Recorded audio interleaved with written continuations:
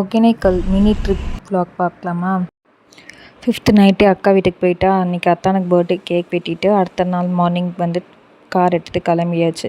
நேராக ஃபஸ்ட்டு போயிட்டு தமிழ்நாடு ஹோட்டல்கிட்ட வந்து பார்க்கிங் பண்ணிவிட்டு அங்கேருந்து பொறுமையாக நடந்து வந்துட்டுருந்தோம்.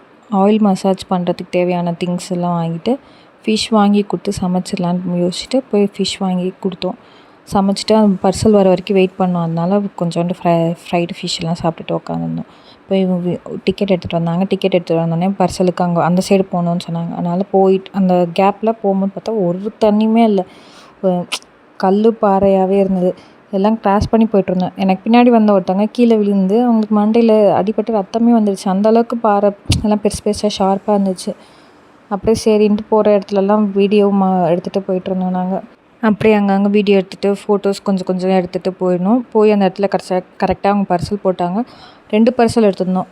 நான் 8 பேர் போயிருந்தோன்றதால ஆளுக்கு 4 பேர் ஏறி உட்காந்துக்கிட்டோம். அதில் ஏறி உட்காரும் போதே அவ்வளோ பயமாக இருந்தது. ஏன்னா அது ஒரு மாதிரி ஷேக்கிங்காகவே இருந்தது.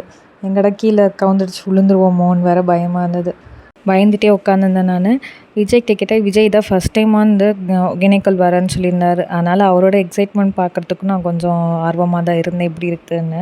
ஆனால் என்ன நாங்கள் போன நேரம் தண்ணி ரொம்ப கம்மியாக இருந்தது. அதாவது பார்சல்காரங்க தான் சொன்னாங்க, நீங்கள் வந்து சீசன் டைமில் வந்திருக்கணும்னு சொல்லியிருந்தாங்க. சரின்ட்டு அப்படியே போகும்போது அவர் ஒவ்வொரு இடத்துலையும் ஒவ்வொரு ஸ்டோரி சொல்லிட்டு போயிட்டு இருந்தாங்க. இந்த இடத்துல இந்த ஷூட்டிங் நடந்துச்சு, அந்த ஷூட்டிங் நடந்துச்சுன்னு சொல்லிட்டு இருந்தாங்க. அப்புறம் பின்னாடி வந்த பார்சல் கூட காம்படிட் போட்டு அதெல்லாம் ஜாலியாக போயிட்டு இருந்துச்சு. நல்லா ஒரு இடத்துல அருவி மாதிரிலாம் இருந்தது. அந்த அருவிக்கிட்ட பார்சல் எடுத்துகிட்டு போயிட்டு நம்மளை அந்த அருவிக்கிட்ட நல்லா நனைகிற மாதிரி பண்ணியிருந்தாங்க. அண்ட் சடனாக ஒரு இடத்துல நின்று ஆழம் கம்மியாக இருக்க இடத்துல நின்று பார்சலை சுற்றி விட்டாங்க. அதெல்லாம் தலை சுற்றுற மாதிரி ஆயிடுச்சு. அண்ட் பின்னாடி வர போட்டில் இருந்து அவர் வந்து தண்ணி எடுத்து வர முன்னாடி நம்ம மேலே அடிச்சுட்டே இருந்தார். காமெடியாக இருந்தது, ஜாலியாக இருந்தது. ஆனால் அந்த வெயிலுக்கு அவர் பண்ணலன்னா நான்லாம் காஞ்சி கருவாடாக இருப்பேன். அப்படி இருந்துமே அவ்வளோ சன்ஸ்க்ரீன் எல்லாம் போட்டுமே ஸ்கின்லாம் செமையாக ஒரு டேன் ஆயிடுச்சு எனக்கு. அப்புறம் இது வந்து கர்நாடகா பார்டர்னு சொல்லி கூட்டிகிட்டு போயிருந்தாங்க. அங்கே ஃபுல்லாக மண் அது மாதிரி தான் இருந்துச்சு. அங்கே போய்ட்டு கொஞ்ச நேரம் சும்மா நின்றுட்டு வேடிக்கை பார்த்துட்டு அப்புறம் ரிட்டர்ன் வந்துவிட்டோம். ஆயில் மசாஜ் பண்ணுறதுக்கு கூட்டிகிட்டு போயிருந்தாங்க.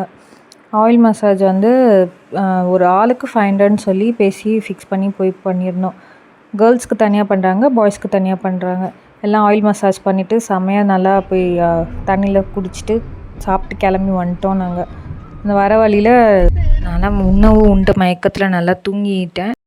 அப்புறம் அங்கே எடுத்த ஃபோட்டோஸ்லாம் ஆட் பண்ணியிருக்கேன் நான். நல்லா ஜாலியாக போச்சு இந்த ட்ரிப்பு எங்களுக்கு.